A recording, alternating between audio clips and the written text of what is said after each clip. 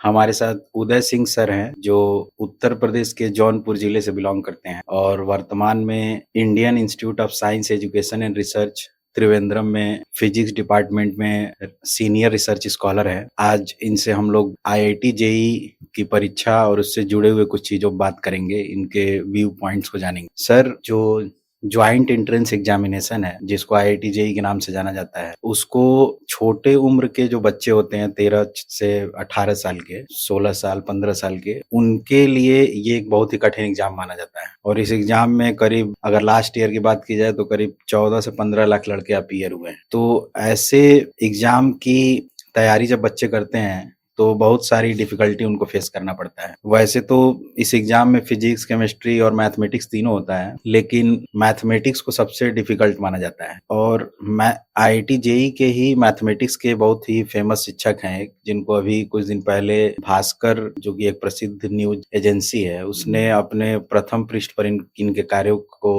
उल्लेखित किया है।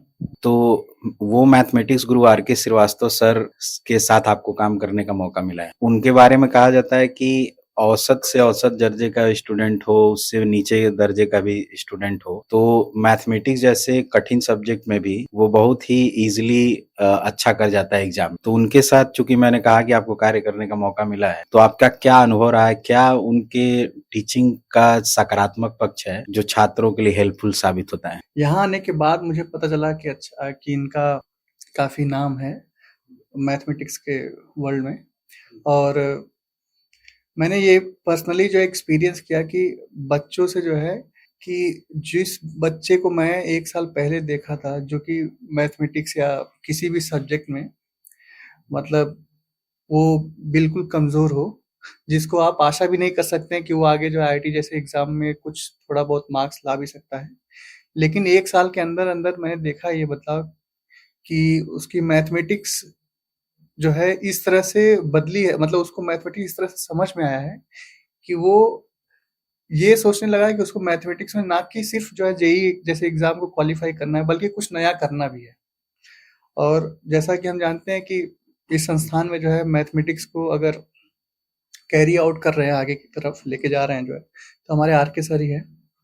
और अब मैंने ये भी देखा और सुना भी, और चूंकि इनके काफी सारे वीडियोस भी हैं जिससे जो है काफी बच्चे जो है लाभान्वित हो रहे हैं।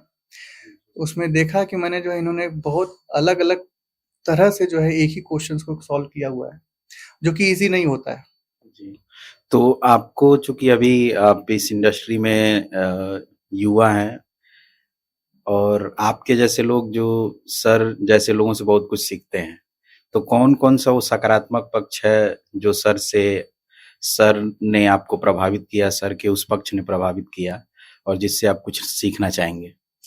पहली बात तो मैं ये कहूँगा कि जो है, जहाँ तक मेरा अनुभव रहा है एकेडमिक्स में, ये पढ़ाई या उसमें कुछ अच्छा करने को लेकर, तो सबसे पहले जो चीज़ आपको ज़रूरत है वो है डिसिप्लिन। और सर को देखने से एक डिसिप्लिन टाइप का जो है, मतलब हमें फील होता है कि एक डिसिप्लिन इंसान जो है कितना कुछ जो है एक सोसाइटी को दे सकता है।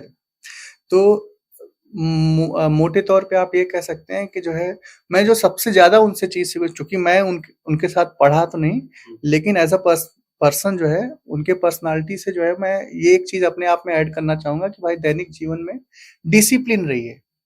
डिसिप्लिन रहेंगे तो आपको, मतलब किसी भी क्षेत्र में अगर आप कुछ अच्छा करना चाहते हैं, तो आप अच्छा कर सकते हैं। लेकिन सबसे पहली चीज़ जो है, वो डिसिप्लिन होनी चाहिए। और यही एक चीज़ जो है, आर के सर से जो है मुझे देखने को और सीखने को काफ़ी प्रेरणादायक भी था। इस मतलब kind of inspiration in terms of discipline you can say, कि ये ऐसा मुझे लगा और मुझे फील हुआ, और मैंने कोशिश की है कि उस तरह का डिसिप्लिन अपने दैनिक जीवन में थोड़ा-सा लाऊँ। ठीक है, धन्यवाद सर।